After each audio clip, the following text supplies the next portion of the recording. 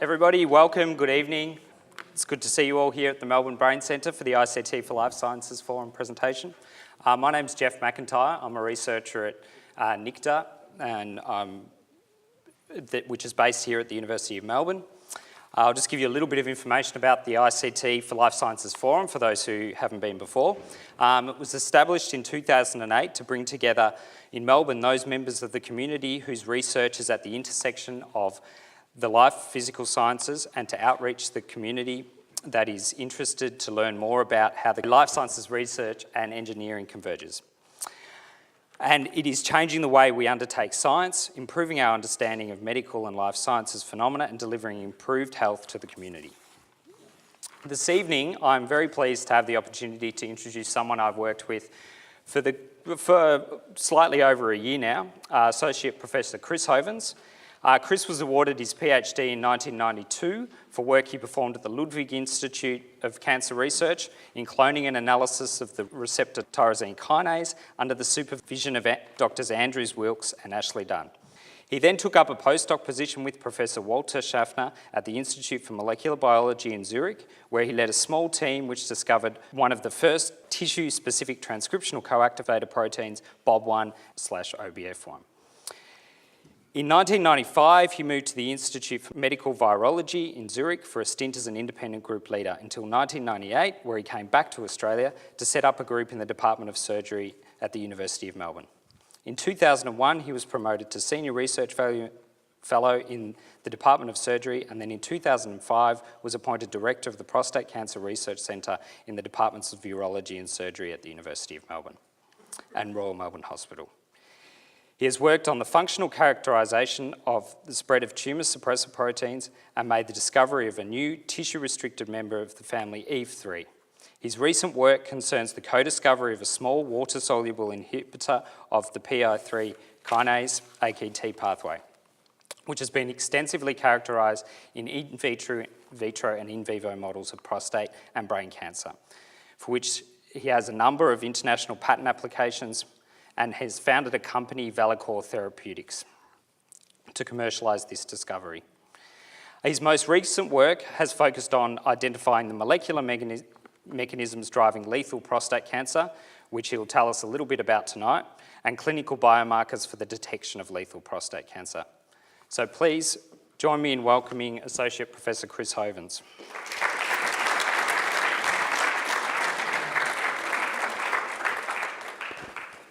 Thanks, Jeff.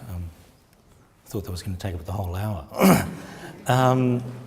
Thanks to the organisers. I didn't realise what a big forum this is and so interesting, so I'll try and make sure I attend more of these meetings in the future and encourage the people I work with to do so. Now, I know there's a diverse audience, or at least I've been told there is, here tonight, and what I'd like to do is try and put this into context, what we're trying to do in prostate cancer, in the overall context of cancer and the battle that has been undergoing, in fact, for the last 42 years, in coming up with the reason why some cancers are lethal and others are not. So I'd start off by saying, trying to actually look at where are we with cancer and what's the history of the cancer research effort. It's quite sobering. This is some of the latest statistics that the Centre for Disease Control in the US on the US death statistics.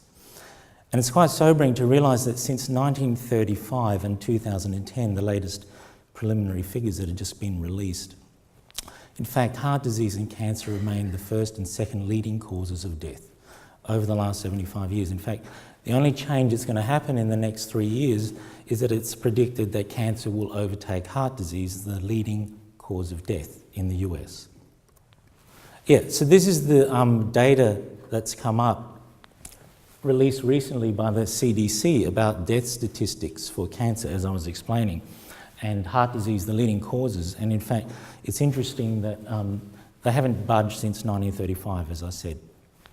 Now, we've been actually at war in cancer. In fact, it's the world's longest running world war. It's probably even running longer than the war on terror will. And it's been going now for 42 years. And it started off really with President Nixon in 1971. where he rather optimistically said that cancer would be cured by 1976. Unfortunately, on that day that he signed the Act, he also said, in the years ahead we may look back on this day and this action as being the most significant act taken during this administration. Unfortunately, history suggests otherwise. And in fact, it turns out that cancer is not a good thing for politicians and people to make predictions about. In 2003, Andy van Eschenbach, who's actually a urologist who our head has worked with a lot in the past, was the head of the National Cancer Institute. And he made a very optimistic, at the time, assertion that the challenge was to eliminate the suffering and death from cancer and to do so by 2015.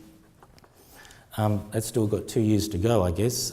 If you're very optimistic, you might think you might still be right. Took 2 years later, but the American Association for Cancer Research actually agreed with him in 2005 and said, well, we think that's feasible. So that's going from 6 years to 12 years prediction. Well, in 2009, President Obama has said, we're going to get a cure for cancer in our time. Sort of vague. I think they're getting wiser that you need to go a bit further out in your predictions, because the thing that's really key about cancer is going to humble a lot more people than before mankind humbles it, I think. And he had a very nice line, it's now time to commit to ourselves to waging a war against cancer as aggressive as the war cancer wages against us. What's he doing to wage that war? Well, some would say actually not quite a lot. He's announced that there'll be $1 billion of a $5 billion special medical research spending plan will go into the genetic causes of cancer. And a lot of us that are working on cancer say the whole problem with cancer and why we're not really getting anywhere is we actually don't know what we're dealing with. And until we do, we can't really make some meaningful advances. And in fact, you can track, apparently, the cancer-related federal spending on cancer due to the Recovery Act. I actually logged on yesterday to try and figure out it's absolutely impenetrable and it could not work out at all what's spent. So I suppose it's actually quite a successful website that they've designed. Some more sobering facts about cancer. Since Richard Nixon set up that War on Cancer Act in '71, the National Cancer Institute in the US alone, which currently employs 4,000 individuals, has received funding of $105 billion. There's actually countless trillions, if you add it up, and I don't think anyone can, that's been spent on cancer research, let alone treatment, in the last 42 years. 12.9 million new cases were diagnosed worldwide in 2009. This is actually projected to go to 27 million, including 17 million deaths by 2030. What we know about cancer is that people that die of cancer die from metastases. So the key is actually predicting who's going to metastasize and who won't. In fact, across all solid tumours, that's the key. With breast cancer, only 20% of those that have got metastatic disease will actually live 5 years or more, which has barely changed since the war on cancer began. With colorectal, it's only 10%. The tumour we're going to talk about tonight, prostate cancer, it's barely budged. 30% only with metastatic disease will be alive at 5 years. And in lung cancer, it's probably the worst of all of the major cancers, still under single digits survival at 5 years if you've got metastatic disease. And here's something sobering article from the New York Times, where they're actually age standardising the data per 100,000 individuals, which is probably the most effective way to look at death rates. And since 1950 to 2005, overall, only a 5% decline. And this is in comparison to other diseases where there's been very major reductions. Cancer is clearly one of the most biggest and difficult medical problems there is. But why is that? Well, what I want to focus on tonight is prostate cancer. And we would argue if you're interested in cancer, you need to be interested in prostate cancer. Prostate cancer in the Western world has, as I said there, a tsunami of cases, and it's only going to get bigger. It's already since 2004 the number one diagnosed cancer in the Western world. Figures just from the US, nearly 250,000 individuals are diagnosed every year. That's remarkable considering only half the population can get this disease. That equates to 30,000 deaths. That immediately tells you that the majority of prostate cancers are not deadly. That's really the clinical dilemma that everyone's facing. But the prostate actually is the most cancer-prone internal organ, bar none. Why is that? We don't know. So the treatment for it, if it's localised, it's surgery or radiation, remove it in toto. That, if it's still localised in situ in the prostate, will cure you. If, however, it isn't, it won't. If it's advanced, that is, it's spread outside the prostate, we can treat with hormones and ultimately chemotherapy. And there's more second and third line agents for both hormone therapies and chemotherapies that can prolong your survival incrementally. And in the US, there's about 50,000 patients a year treated with systemic therapy of one option or another. Prostate cancer, actually, we would argue we don't need to detect more. There's already a tsunami of cases. What we need is to be able to discriminate who's going to get lethal disease. And in fact, PSA, which I'm sure you've heard of, is much maligned as a marker for detection of prostate cancer, but it is undeniably an excellent marker for your disease progression once you have it. And typically what you see here is a patient with the line in red there of the PSA as they progress through the disease. PSA is rising, they haven't been treated with anything. Eventually that triggers treatment with hormone agents. Counterintuitively, they're more like anti-hormone agents rather than a hormone agent itself. And that will typically cause a decline in PSA, showing that the tumour actually is regressing commonly. But ultimately, in every single case, that will come back, the disease, into a phase we call castrate-resistant prostate cancer, CRPC. If it doesn't come back, it's because you've died of something else in the meantime. The other problem with prostate cancer that bedevils the clinical staging of patients when they first present is that it's typically multifocal. That is, it's not uncommon at all. In fact, it's one of the most common, most common cancers with multifocality, that you have different foci within the prostate, all when a patient presents, and all of them can be quite distinct pathologically. Some are high grade, some are low grade, some are in between. They're all coexisting, all separate. And here we have a prostate that's been removed and pathologically sliced up by our very good collaborators, Tissue Path, who are specialist uropathologists, and each of those colours there represents a separate foci and a separate grade of cancer. And typically on our bank, when we look back, we have a large bank, more than 1,000 cases now banked.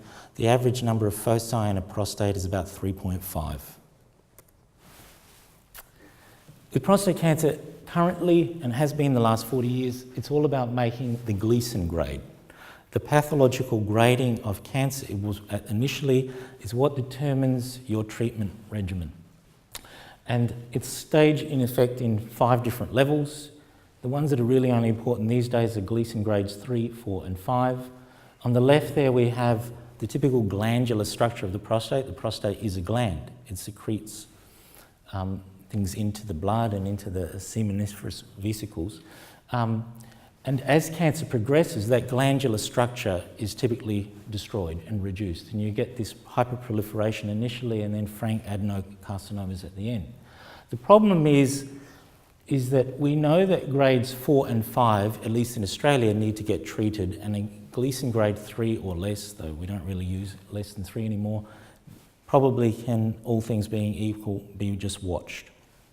The problem is when it gets to the edge, when something's not quite 3 and not quite 4. It's all very subjective. In fact, if you give different pathologists exactly the same sample to look at, they can come up with different gradings. The other problem is, at least for research, the key question we're interested in is lethality. It's not uncommon, so we're banking your prostate and your tumours. It's not uncommon that you might die from this 20 years down the track. But we need to bank your tissue fresh to do all the analyses I'm going to tell you about tonight that we've done. So you need to have a long follow-up to be able to analyse things properly, and you actually need to know who are the patients that are going to spread and who aren't. And the key question, as it is in fact for most solid tumours, is who's got that lethal potential? Now, I just told you that it takes often 20 years for a patient to die. Some, you're going to hear tonight, have died much quicker than 20 years, and they're the ones we're going to talk about. But in general, it can easily take 20 years. So how do we predict a cancer that's going to kill you 20 years from now early on? So as I mentioned before about metastases, that's what nearly everyone that dies of solid tumours dies on. Just about everyone, they've had metastatic disease. It's spread away from the original organ where it appeared. And if you look at this large study that was published back in 1999, and it's been updated recently, a large series of a couple of thousand patients, what happened with them. Every single patient that they looked in this series died from no other cause from prostate cancer unless from metastatic disease. So what we decided to do a few years ago was, okay, we don't necessarily have a lot of patients that have died, but who are all the patients that we have banked that have spread? They've got metastatic disease. Can we get them to come in? Because we've already got their primary tumours, sample those mets. In fact, as they progress through the disease, go on their treatment, fail their treatment, resample, and get a whole complete picture of progression of lethal disease in a single patient. And then can we do that with a few patients? And that's looking at cancer in a way that's never been actually looked at in any meaningful way in any solid tumour yet. So the story of this project is really defining the molecular landscape of lethal prostate cancer, or in jargon, breaking the lethal cancer code.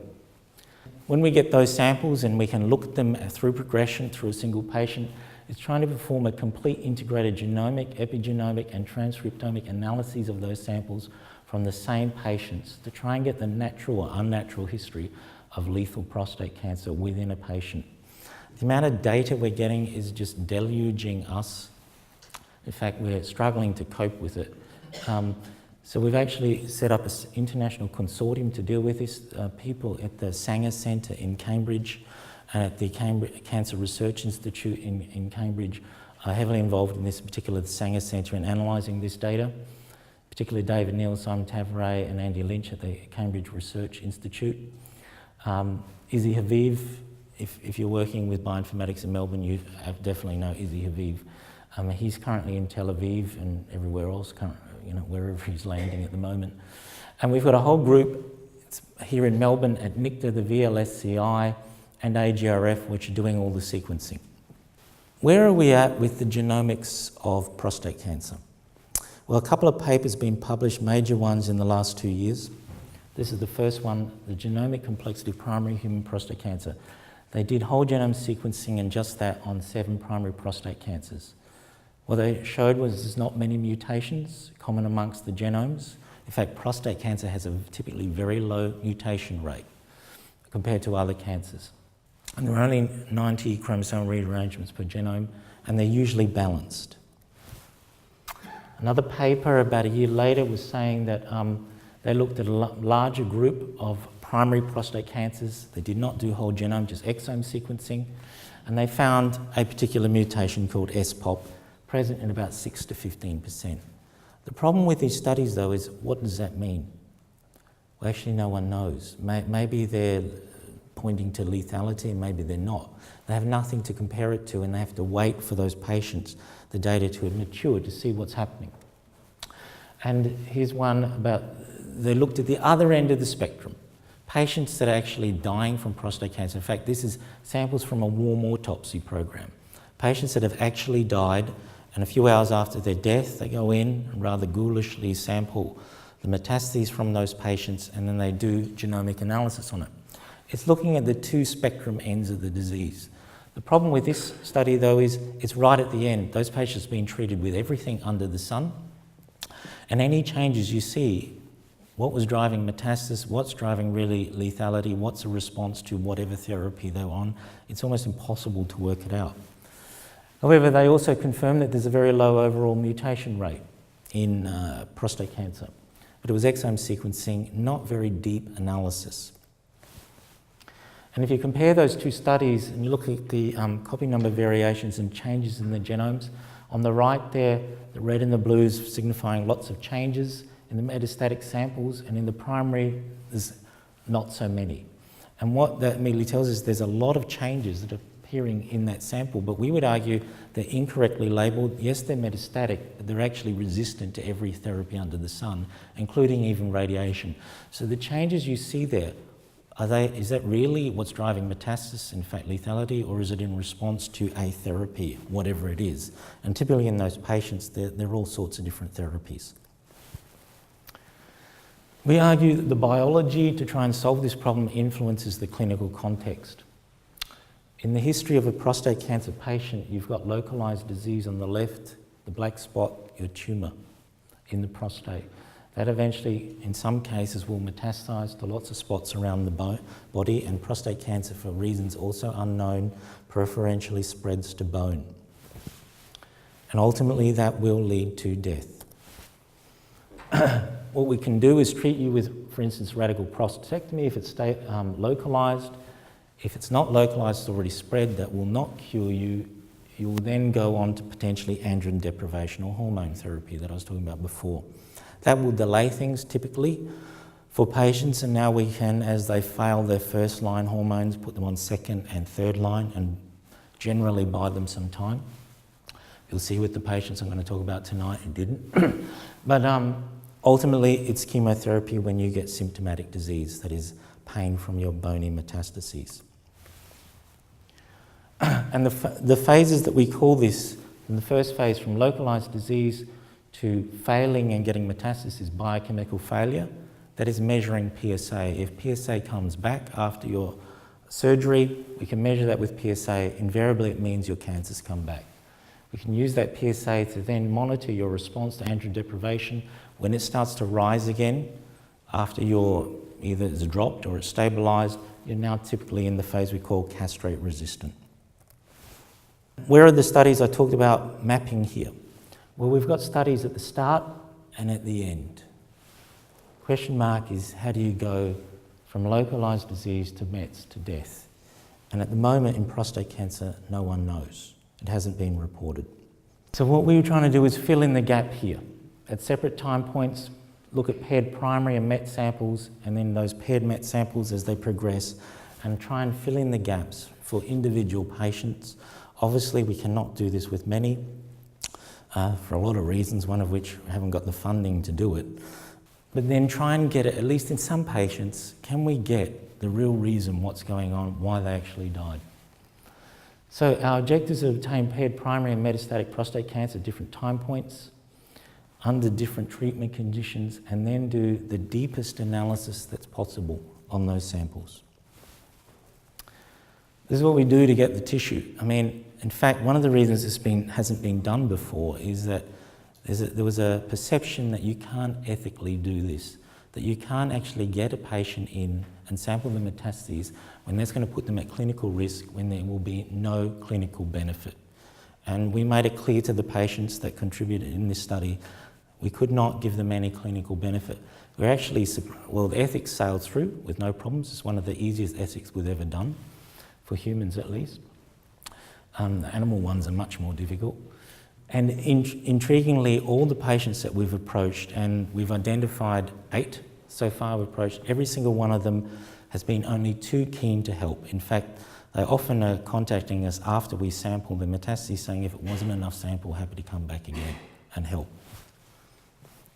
Now, we could do this study because we've invested a huge effort and funding into banking about 1,700 patients, all undergoing prostatectomies at the Epworth Hospital in Melbourne, which is Australia's largest private hospital, and actually is the largest prostate treatment centre in Australasia.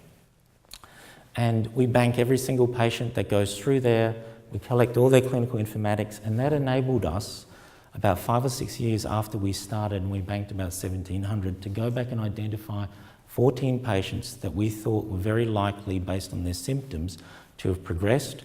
We went back and found out that 8 of them had. We approached them and they've all contributed to this study. So the way we look at this, we've gone through 1,700 patients to get 8 so far. And then using image-guided biopsy sampling, either ultrasound or CT guidance, we sampled their metastases. Tissue then removed from our bank, the primaries and the metastases that we collected, we cryosection it, confirm histology, and then we do RNA and DNA, and we've looked at methylation and SNP arrays as well on these samples. I'll tell you what exactly we've done in a minute. And we're doing all this at AGRF, doing the crunch, at least generating the data, and the crunching occurs somewhere else. Here are the 7 patients that I'm going to talk about tonight, and I'm going to focus on 2 in particular, because in fact, it's just simply too much data to talk about all 7, and the most interesting stories I thought I could tell you was in the first 2. 4 of those patients we got in for a non-therapeutic sampling, so we brought them in especially to do this. We do this at the Royal Melbourne Hospital in the radiology department with our interventional radiologist, in particular Prameet Phal, who's been fantastic at doing this. And 3 of them actually had biopsy sampling for actually clinically mandated because it was required. And we've collected in total more than 35 different metastatic samples now from these 7 patients. I told you I'm going to talk about 2 in particular. So let's now look at them. So patient 1. Here's a patient there with his prostate removal. It was back in 2008. And in black there is the extent of his tumour when it was removed. So he had extensive disease, very large. What you can see there, we may not be able to tell, is that what's critical for him is his prostate, as tumour has spread outside his prostate. It's actually extending beyond it, what we call extraprostatic extension. That's not a good sign. He also had positive surgical margins. His Gleason grade was a 9. That's a summation of the 2 main types of Gleason grading. So he had a 4 and a 5 pattern. Gleason 9 is a high-risk tumour. Unfortunately for him, post-operatively, his PSA persisted, didn't drop particularly.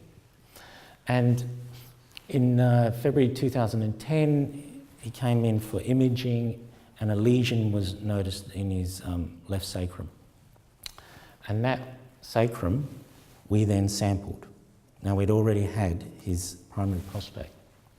So what we've got with this patient in blue there is his, down the bottom is his tumour at his prostate, at his prostatectomy. 35 months later, it's reappeared. It's actually, he underwent hormone therapy, which we'll see in a minute. In fact, he underwent a trial that we're undergoing with a novel second-line hormone therapy called abiraterone, which actually got approved in the last few months. It is of benefit to a lot of patients. He actually went on a trial that we had for abiraterone. So his cancer that we sampled in his sacrum, there in red, 35 months later was actually resistant to hormone therapy and resistant to abiraterone, in fact. And this is a line showing what's happening to him. The black line is showing the PSA as it's rising. You notice there that radical prostatectomy is around 40. After prostatectomy, it's dropping down to about 10. He then went on, because it didn't drop, it should hopefully go to undetectable, meaning all the cancer's removed. He went on hormone therapy. It did drop slightly, but then it starts creeping back up. 27 months later, he goes on abiraterone. Abiraterone is a great drug. More than 50% of the patients get a good response at this stage. Fortunately for him, he didn't. It only stabilised for a few months. Then it starts to take off again. And we sampled it at that point, 35, and he was deceased, unfortunately, about 6 weeks later. Patient 2 is actually the most interesting case of the 1700, it turns out, in our whole series. And in fact, it realised 6 months ago that patient 2 is actually the most studied cancer case in history. We have the most deepest analysis of anyone's cancer, and I think it will be for the next few years. What happened to him? Well, you remember last one, he actually has a tiny cancer. It's less than 0.5 cc's, the black bit there at prostatectomy. It's not high grade, it's Gleason 7, it's what we call intermediate risk. Hadn't spread outside the prostate that the pathologist could detect. And it should really have been okay.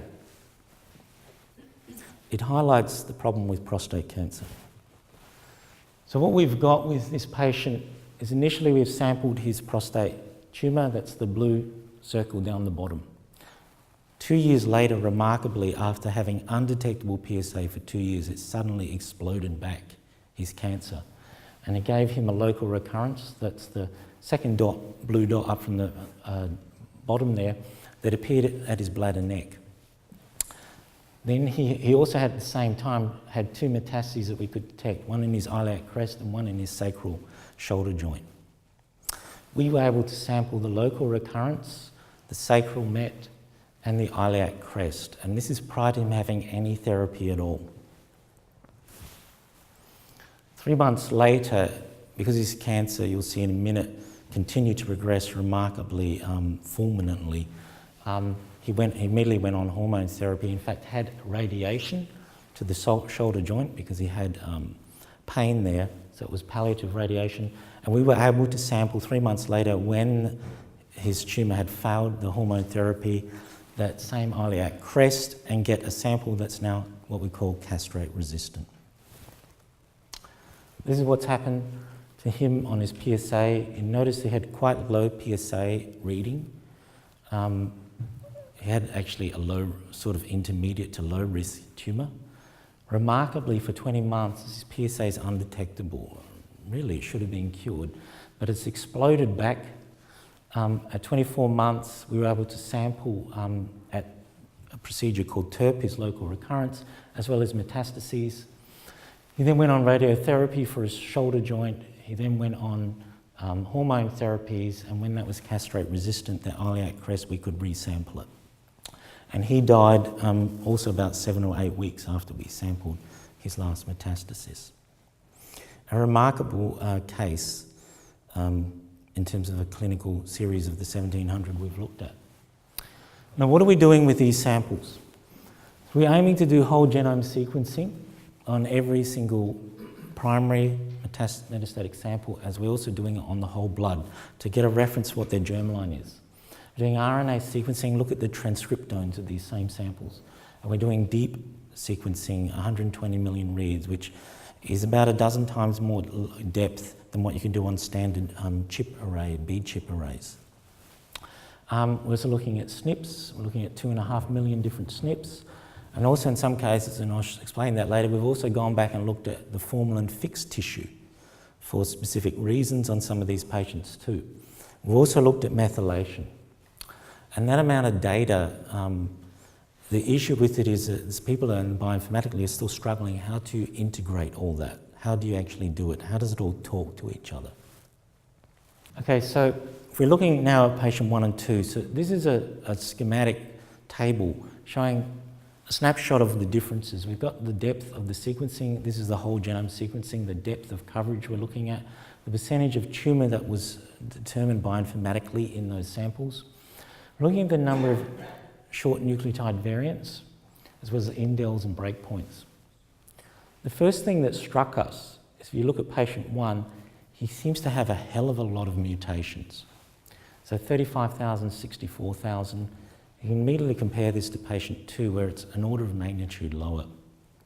Now, prostate cancer should have a low level of mutation. In fact, it should only be about 2 per megabase, so something like 2,500 to 3,000 maybe variants per genome in prostate cancer. Patient 1 has a log-fold higher.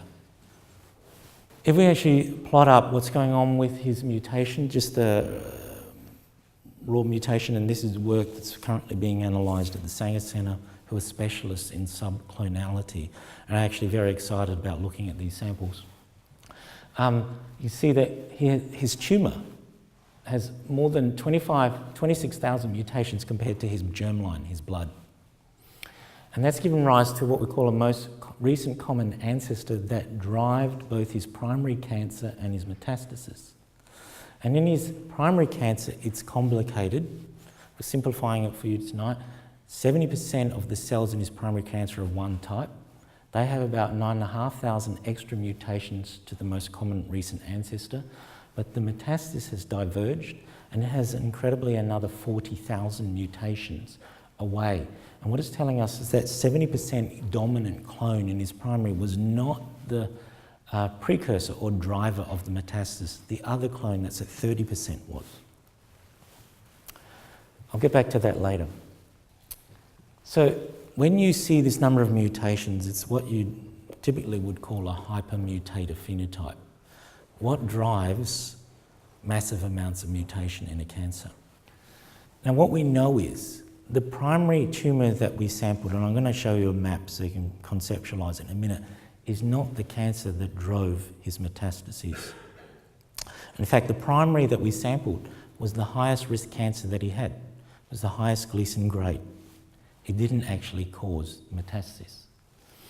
And there's actually little overlap between his primary mutations and the local recurrence and the metastasis. In fact, initially we thought there's actually no similarity almost at all between them. Where did the Mets come from? So to try and piece through what's going on here, we're looking at now a circus plot. And what this is on the outside, you can see all the different chromosomes numbered up, and we're looking at copy number variations across them, whether they've either lost regions of the chromosomes, gained them, duplicated them, they're either black in normal, or there's a loss of heterozygosity, one of the alleles lost. And we can compare that visually. It's handy to compare it visually, what's going across. So if we compare now the local recurrence, in effect the first metastatic type of tumour that he had, and his primary and his fresh, you see there's not a lot similarities between them. If you actually go through, there's very little regions where they're similar. If we put in though the castrate-resistant iliac met, that actually is the metastasis that we sampled last. It's actually the most closely related of all the tumours to, they're the two that are most related in the 6 different samples that we've got of this patient. The end stage one and an early stage metastases are the most related, remarkably. That made us go back, or Matt Hong at least, the students has been one of the drivers of this project, to work out, okay, his metastatic cancer, the lethal one, actually hasn't come from the primary cancer that we thought was the highest risk. That's actually what we call C1 here. That's what we sampled. It doesn't look at all like that's what the Mets came from. So Matt went back to the formalin-fixed tissue, and we've done copy number variation analysis on all those samples. We've taken benign samples, regions from D, C2 and C3. What's remarkable about D, that's another focus of his tumour, which was in a region called the transition zone, and it's uniformly Gleason 3, so low-risk tumour. And in fact, C2 was low-risk region of the same tumour. It was variable. And what basically the story that emerges, unfortunately my pointer isn't coming through, but there's a region here about 5 o'clock, if you look on imagine a clock face, where there's some light blue regions there, and you can see that the 3 inner circles are very similar. They either have the black normal copy number in 3 samples, as well as a loss of heterozygosity in that region, the light blue, and it's very distinct from the other 2 samples. What are those samples? Well, they are the samples sampled at region D, the sample region at C2, and the castrate-resistant iliac met. That means that the metastasis is actually derived from his low-risk tumour, the Gleason 3, not the high-risk stuff. The greatest number of overlaps and mutations is remarkably between the local recurrence early on in the piece and his castrate-resistant metastasis right at the end, and not with the other 2 metastases that had appeared earlier and that had never seen any therapy. So the local recurrence hasn't seen any therapies, the iliac metastasis has seen them all, and yet they're the 2 most similar genomically, and in fact distinct from the other metastases. I was trying to add up some numbers on the fly about why is it so difficult with cancer and breaking this code. We know that the genome, the whole genome sequencing, well, it's only 3.9 but 10 to the 9 bases, so 3 gigs. It always still remarkable to me why when we do our sequencing, instead of having 3 gig file, we end up with a 300 gig file. Somehow it takes us another 100 times the amount of information for us to extract to actually get down to what it really is. And that actually, I think, is saying what's the real problem, part of the problem in cancer research. We've also got the transcriptome. It's anyone's guess how many different transcripts there are. Some people's guess is 1.3 by 10 to the 9, so almost as big as the genome. So that's different transcripts, that's the base size that we have to cover. When you get to proteins, it's a completely different level. I noticed the Human Proteome Project is about to take off, a $1 billion effort. It's supposed to take 10 years. It's estimated there's about 1 million different protein variants in a cell, theoretically. The human proteome sample is going to look at 25,000 of them. And I think it's highly debatable whether they'll ever be able to analyse all 25,000, because actually a lot of those 25,000 cannot be made in sufficient levels for analysis. They'll have to solve that first. So if we look at the complexity of a human cell, add them all up, 3.3 by 10 to the 24. But then in a small tumour mass, 1 billion cells. So the simplistic theoretical complexity of a tumour, if we just take a moment in time and just look at it statically, it's 3.3 by 10 to the 33. And that's not taking into account all the interactions. And it's estimated any protein, maybe 1,000 other proteins it can interact with. And then you've got microRNAs and everything else. No one really knows. And so I've read some sort of an estimate. The complexity, theoretically, in a tumour mass, around 10 to the 80. Now that sounds like, that number reminded me of something that I'd read previously. And, 70 years ago there was another war and another code to break. So in 1943 the Allies were trying to overcome the U-boat threat. And the way they did it was breaking the code, the Enigma code of the Germans. And it's remarkable, but the Enigma machine is really interesting, that the Germans were using predominantly, but others were as well. The theoretical number of permutations possible with the Enigma machine was 10 to the 80. You can read what you have to do if you want to try and break that code, the millions and millions. In practice, though, it was about 10 to the 23 because of the way they set it up. It's still a remarkable number of permutations. How did they solve that without computers? It's actually sort of the numbers we're looking at currently, and yet they broke it. And in fact, it's remarkable. Here's on the left, Bletchley Park in the UK, which you can visit. It's a museum now, where they did all the code breaking of the Enigma. Similar maybe to the cancer, if I look at what people are investing, if they really want to solve this. In 1938, Bletchley Park was bought by the Admiral with his own funds because he couldn't get the government to fund it. This is 1938. And it moved in with 20 staff, half of which the Admiral, who was leading the cryptography section, was paying for himself. 5 years later, in 1943, there were 9,000 people working at Bletchley Park. Now, what they were doing is, up on the right, that's the signalling radio. They could get all the data easily. That was the easy part. The problem was decoding it. Where we really are with cancer research, we're still trying to get the data and figure it out. How to get it, let alone how to decode it. And there's one of the very first computers that Turing and others did, what they called their bombs, to break it down.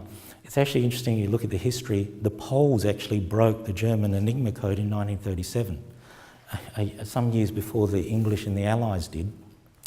And they did it with just brilliant mathematical deduction in a process called cribbing, where they would focus on certain words that were used repeatedly and focus on those codes, and from that expand up to break the code. And that's in fact the advantage that we have with cancer.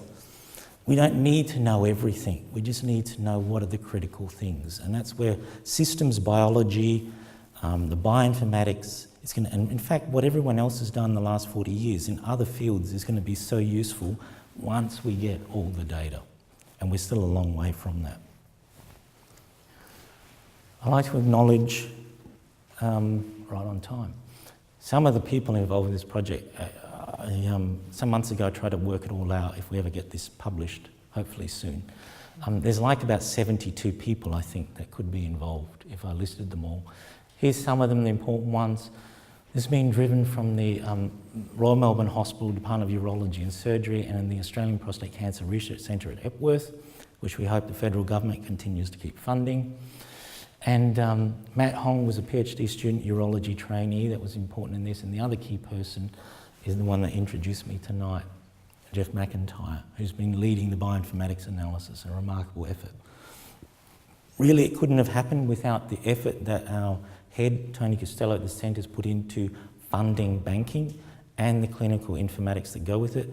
You need the material in the first place to be able to do this. We're actually one of the few places in the world that have the samples to do it. We've had a massive bioinformatics effort at NICTA. At the VLSCI, I've been doing the whole genome analyses, at least building the normal versions of these genomes of these patients that then get analysed at NICTA. AGRF have been doing all the sequencing at WeHi. We have the Cambridge Cancer Centre and the Wellcome Trust at Sanger currently analysing the data in combination with people here at NICTA. We're collaborating with the Vancouver Prostate Centre, the world's biggest prostate centre in Vancouver in Canada, to progress this work. Thank you.